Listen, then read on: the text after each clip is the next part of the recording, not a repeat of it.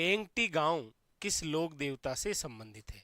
बेंगटी जो गांव है वो कौन से लोक देवता से संबंधित है? देखिए, बेंगटी की बात करते हैं तो बेंगटी आप सब जानते हैं कि वर्तमान जिस जिले में है वो जिला है आपके कौन सा? फलोदी। फलोदी आप सब जानते हैं किससे अलग हुआ है? जोधपुर से। आप ये भी पढ़ते हैं कि सॉरी, बेंगटी की जागीर मिली थी, और बेंगटी की ये जो जागीर है ये किसे मिली थी? हड़बू जी को। आप कहेंगे सर ये जागीर किसने दी थी? तो राव जोधा, क्योंकि हड़बू जी ने राव जोधा को मंडोर जीतने का आशीर्वाद और कटार दी थी। वापस राव जोधा ने हड़बू जी को क्या दी थी? बेंगटी की जागीर। और ये जो बेंगटी स्थल है ये किससे संबंधित है? हड़बू जी से। जबकि याद रखिएगा, हड़बू जी की जो जन्मस्थली है, हड़बू जी की जो जन्मस्थली है वो है आपके भुंडेल गांव। पढ़ते हैं आप भेड़ बुंडेल नागौर। जबकि इनका जो मंदिर है वो यहीं बना हुआ है, कहां पर? तो याद रखिएगा बेंगटी में। तो ऑप्शन नंबर यहां पर हो जाएगा A is a correct answer. Hadbu ji याद रखिएगा, जिनके गुरुजी का नाम है बालीनाथ, याद रखिएगा। हड़बू जी जिन्होंने अपंग या जो पंगु गायें हैं इनके लिए चारा लाने का कार्य करते थे। इसीलिए आप देखेंगे कि हड़बू जी का जो मंदिर है उस मंदिर के अंदर लकड़ी से निर्मित बैलगाड़ी की पूजा होती है। किसकी होती है? लकड़ी से निर्मित बैलगाड़ी की। और इनका जो वाहन है वो है आपके क्या? तो याद रखिएगा शियार। वाहन क्या है? शियार। ऑप्शन नंबर क्या हो जाएगा? A is a correct answer, Hadbu ji. आगे अगला है आपके सामने कि राई नृत्य संबंधित है। राई जो नृत्य है वो किससे संबंधित है? जसनाती संप्रदाय से है, भील समाज से है, गुज्जर समाज से है, या माली समाज से? देखिए, जसनाती जो है वो तो करते हैं आपके कौन सा? अग्नि नृत्य। गुज्जर समाज का प्रसिद्ध नृत्य यदि है तो वो है चरी नृत्य, याद रखिएगा, इंपॉर्टेंट। माली समाज का जो है वो है आपके, याद रखिएगा, चरवा नृत्य। चरवा नृत्य। तो ये चरवा नृत्य, ये चरी नृत्य, ये अग्नि नृत्य। यहां पूछा गया है राई नृत्य। देखिए, राई नृत्य का ही दूसरा नाम क्या होता है? घुंगरी लोक नृत्य, याद रखिएगा। और ये किससे संबंधित है? भील जनजाति से। अक्सर पूछा भी जाता है कि निम्न में से देखो राई, पुरिया, बुडिया, ये निम्न में से किसके पात्र हैं? तो याद रखिएगा घुंगरी लोकनाट्य के। ठीक है, तो ऑप्शन नंबर जो है वो क्या हो जाएगा? 2 इज अ करेक्ट आंसर। अगला अगला है आपके सामने, पूछा जा रहा है बांक्या, सिंगी, टोटो, ये जो लोकवाद्य हैं किस परंपरा से संबंधित हैं? भाई देख लो, बांक्यो है, सिंगी है, टोटो है। आप कहेंगे सर ये तीनों जो दे रखे हैं यहाँ पर ये सारे के सारे सुशीर वाद्य यंत्र हैं। सुशीर वाद्य यंत्र का मतलब होता है ऐसे वाद्य यंत्र जिसमें फूंक मारने पर या हवा के माध्यम से स्वर उत्पन्न होते हैं। तो बांक्या, सिंगी और याद रखिएगा कौन सा? टोटो। ठीक है, अगला अगला क्वेश्चन है आपके सामने, लीजिए। पूछा जा रहा है कि गुगरी, केवड़ा आदि लोकगीत किस क्षेत्र से संबंधित है? घुघरी, केवड़ा आदि जो लोकगीत है वो किस क्षेत्र से संबंधित है? पर्वतीय क्षेत्र है, मैदानी क्षेत्र है, मरुस्थलीय क्षेत्र है, या मेवात क्षेत्र है? आप कहेंगे सर पर्वतीय क्षेत्र। इसके जो गीत है वो तो देखिए लालर, माछर, बिछिया और पटेलिया, ये जो है ये आपके किससे संबंधित है? पर्वतीय क्षेत्र से। जबकि यहाँ घुघरी, केवड़ा जो दे रखा है ये आपके किससे संबंधित है? मरुस्थलीय क्षेत्र से। जैसे मेवात क्षेत्र से संबंधित है रशिया। कौन सा गीत है? याद रखिएगा रशिया गीत। जैसे आपको पूछा जाता है बिछुड़ो, बिछुड़ो या जो बादली गीत है ये निम्न में से किससे संबंधित है? याद रखिएगा हाड़ौती से।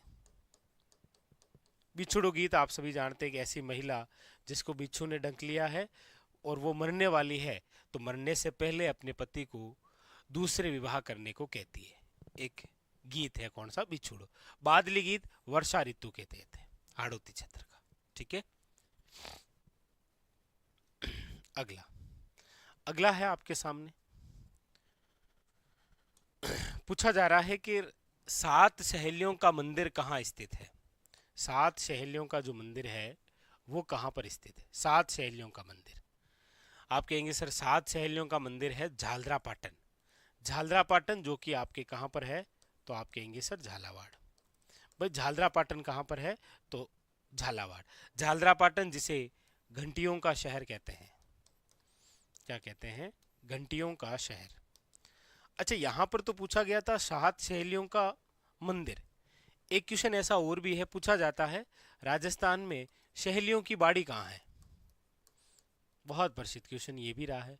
सहेलियों की जो बाड़ी है वो है, आपके याद रखिएगा, फतेह सागर झील के पास। और फतेह सागर झील जो है वो आप सब जानते हैं कहाँ पर है? तो आप कहेंगे सर उदयपुर, इसी झील के पास। इसका जो निर्माण है वो किसने करवाया है? तो याद रखिएगा संग्राम सिंह सेकंड ने। संग्राम सिंह जो सेकंड है, उन्होंने अपनी पुत्री जो है शकुंतला, उसके लिए, शकुंतला के लिए, याद रखिएगा, इंपॉर्टेंट। ठीक है, तो यहां पर जो पूछा गया ऑप्शन नंबर क्या हो जाएगा? C is correct answer, Jhalrapatan. चलिए आगे, अगला अगला है आपके सामने कि राजस्थान का जो प्रथम विजय स्तंभ है वो कहाँ स्थित है। राजस्थान का प्रथम विजय स्तंभ, तो राजस्थान का जो प्रथम विजय स्तंभ है, विजय मंदिर अलवर में है, बयाना दुर्ग भरतपुर है, चित्तौड़गढ़ दुर्ग चित्तौड़ है, या फिर जयगढ़ आमेर है। याद रखिएगा यहाँ पर एक शब्द दे रखा है प्रथम।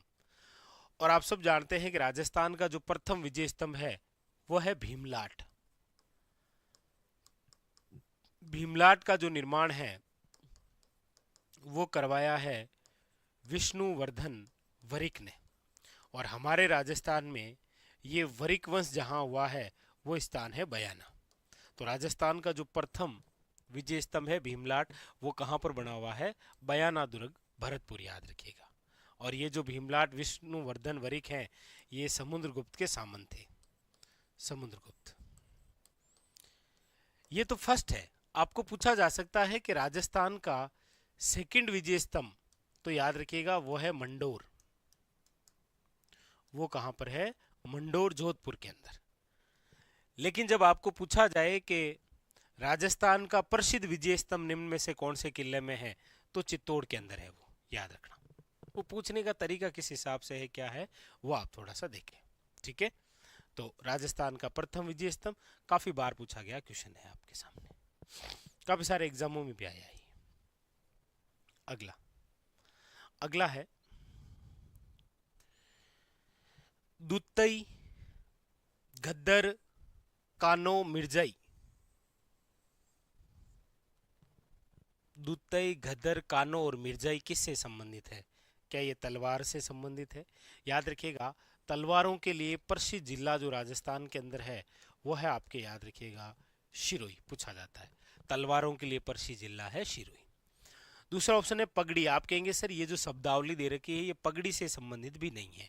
पगड़ी याद रखें हमारे राजस्थान के अंदर प्रतिष्ठा का सूचक, मान सम्मान और प्रतिष्ठा का सूचक है क्या? पगड़ी। देखिए पगड़ी से यदि इस प्रकार से कोई क्वेश्चन आएगा ना तो वो ऐसे आएगा, तुरा, कलंगी, सिरपेच, निम्न में से किससे संबंधित है? तो फिर याद रखिएगा पगड़ी से, क्योंकि पगड़ी के आभूषण है ये। फिर आपके सामने क्या है? अंगरखी। आप कहेंगे सर यहाँ पर जो दे रखा है शब्दावली ये किससे संबंधित है? अंगरखी से, याद रखिएगा। ठीक है, तो ऑप्शन नंबर क्या हो जाएगा यहाँ पर? वो हो जाएगा C is a correct answer, 3 number. अगला अगला है आपके सामने कि प्रसिद्ध राजस्थानी गीत धरती धुरारी किसके द्वारा लिखा गया है?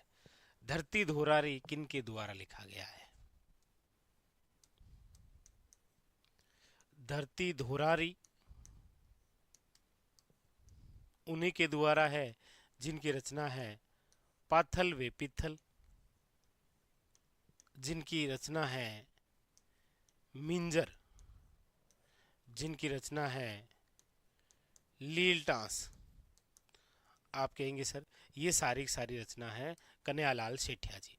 कन्हैयालाल सेठिया जी की जो जन्मस्थली है वो है, याद रखिएगा, सुजानगढ़, सुजानगढ़ चूरू। ये भी थोड़ा सा ध्यान रखिएगा, ठीक है। आगे अगला जो क्वेश्चन है वो आपके सामने ये रहा, लीजिए। पूछा जा रहा है, सुमेलित करना है। एक तरफ स्थान दे रखा है और एक तरफ उत्सव है, एक तरफ स्थान दे रखा है और एक तरफ उत्सव है। यानी कि एक तरफ तो आपके सारी होलियां दे रखी है, जैसे कोड़ा मार होली, पत्थर मार होली, लट मार होली और न्याहान उत्सव है जी। ये क्या नाम है? न्याहान उत्सव। ये तो वन लाइनर के तौर पर आपको कई बार आता है कि राजस्थान में न्याहान उत्सव कहाँ का प्रसिद्ध है, और आप कहते हैं सांगोद। सांगोद कहाँ पर है? याद रखिएगा, कोटा। अच्छा क्वेश्चन बनता है, तो ये तो मिलान कर दीजिए सांगोद कोटा से, ठीक है। हाँ। उसके बाद में फिर लीजिए, महावीर जी जो करौली है वहां की कौन सी होली प्रसिद्ध है? तो आप कहेंगे सर लठमार होली। कौन सी है? याद रखिएगा, लठमार होली। फिर उसके बाद में भिणाई, भिणाई अजमेर, कोडामार होली। बाड़मेर की है पत्थरमार होली। बस कौन सा हो जाएगा? तो आप कहेंगे सर श्री महावीर जी लठमार पहले में सी, यानी पहले के अंदर 3। एक ही ऑप्शन है, option number 4 is A correct answer. अगला अगला है आपके सामने, पूछा जा रहा है सुमेलित कीजिए। एक तरफ एकादमी दे रखी है और एक तरफ स्थापना वर्ष दे रखा है, दिख रहा होगा आपको। एक तरफ क्या दे रखी है? एक तरफ एकादमियों के नाम है, हालांकि प्रश्न जो है वो पूरा कूट के आधार पर है ऐसे, ठीक है, लेकिन हम देख लेते हैं यहाँ पर। और अरबी फारसी शोध संस्थान यहाँ पर दे रखा है आपके सामने। तो बताइए कौन सा हो जाएगा यहाँ पर? आप कहेंगे सर राजस्थान जो साहित्य अकादमी है वो है 1958, 1958 यानी कि 1958 के अंदर, ठीक है। उसके बाद में फिर है आपके राजस्थान उर्दू अकादमी। उर्दू है आपके 1979 में, क्योंकि हिंदी ग्रंथ जो अकादमी है वो है आपके 1969 में, और अरबी फारसी शोध संस्थान टोंकवाली है 1978 में। ये लीजिए, मिलान कर दीजिएगा आप, ठीक है। ये रही आपकी, यानी कि यहां पर वैसे देखेंगे तो ऑप्शन नंबर कौन सा हो जाएगा? 2 इज करेक्ट आंसर है। लीजिए आगे। अगला अगला है आपके सामने कि राजस्थान में कौन सा जिला फ्लोरोसिस से सर्वाधिक प्रभावित है, जो पानी में फ्लोराइड के कारण होता है। लीजिए, पानी में फ्लोराइड, कौन सी पट्टी है ये?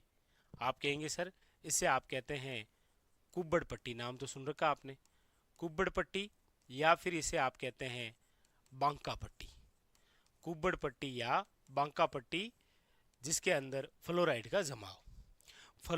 पानी के अंदर क्या है, फ्लोराइड का जमाव जब होता है तो शरीर की हड्डियां जो है वो टेढ़ी हो जाती है और दांत पीले हो जाते हैं।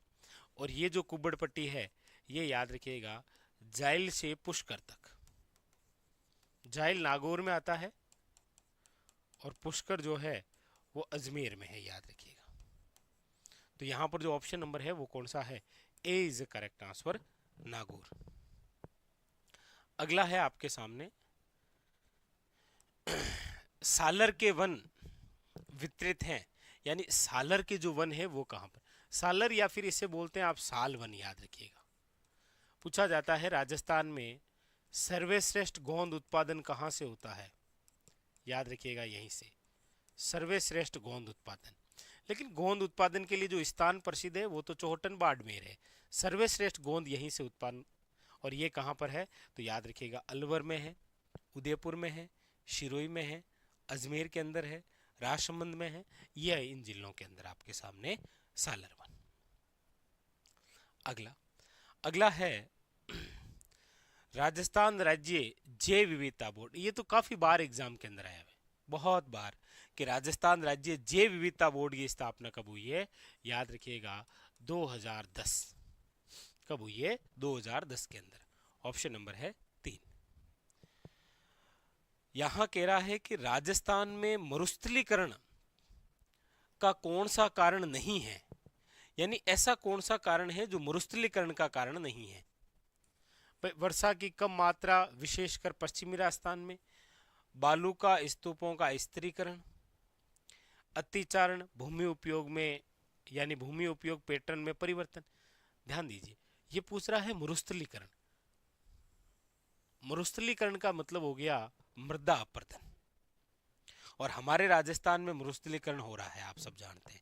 लेकिन यहां पर आप 2 नंबर ऑप्शन देखेंगे ना कि बालू का स्तूपों का स्थिरीकरण, बालू का स्तूप, मिट्टी का कोई ना कोई आकार किसी ना किसी टिल्ले के रूप में, लेकिन वो सारे स्थिर थोड़ी है।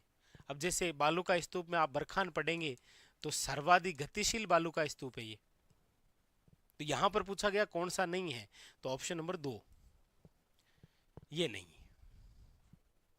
ठीक है, स्थिरीकरण नहीं है ना। अगला है लूणी जमई बेसिन को इस नाम से भी जानते हैं, यानी लूणी जमई जो बेसिन है उसे आप किस नाम से जानते हैं? बांगर प्रदेश के नाम से, घोड़वाड़ प्रदेश, घग्गर का मैदान या छप्पन का मैदान? बताइए। छप्पन का मैदान आप सब जानते हैं कि ये माही बेसिन का भाग है, मतलब प्रतापगढ़ है, बांसवाड़ा है, डूंगरपुर है, उदयपुर। घग्गर का मैदान आप सब जानते हैं योध्य प्रदेश के नाम से भी जाना जाता है। आप कहेंगे सर लूणी बेसिन को ही कहा जाता है घोड़वाड़ प्रदेश, याद रखिएगा। ऑप्शन नंबर क्या हो जाएगा? 2 इज करेक्ट आंसर, याद रखिएगा। और उसके बाद में फिर अंतिम क्वेश्चन पूछ रहा है अरावली के निम्नलिखित शिखरों को उनकी ऊंचाई के अनुसार सही अवरोही क्रम में जमाइए। अवरोही क्रम जमाइए। 4 ऑप्शन है आपके सामने। देखिए रघुनाथगढ़ जो चोटी है इसकी ऊंचाई है 1055 मीटर, ये लो। ठीक है, शेर जो है वो है 1597 मीटर, तारागढ़ है 873 मीटर, अचलगढ़ 1380 मीटर। तो प्रत्येक ऑप्शन में यही 4 चोटियां दे रखी है, ऊंचाई मैंने आपके सामने लिख दी है। अब आपको प्यारा सा कमेंट करके बता देना है कि इसका आंसर क्या होगा। अवरोही क्रम बताना है, ध्यान रखना है। ठीक है, चलिए तो इसका आंसर आप बताइएगा। चलिए तो ये था आज का हमारा सेशन, जहां पर हमने इन सभी महत्वपूर्ण क्वेश्चनों के बारे में चर्चा की। मिलते हैं अगले सेशन में, तब तक के लिए धन्यवाद आप सबका।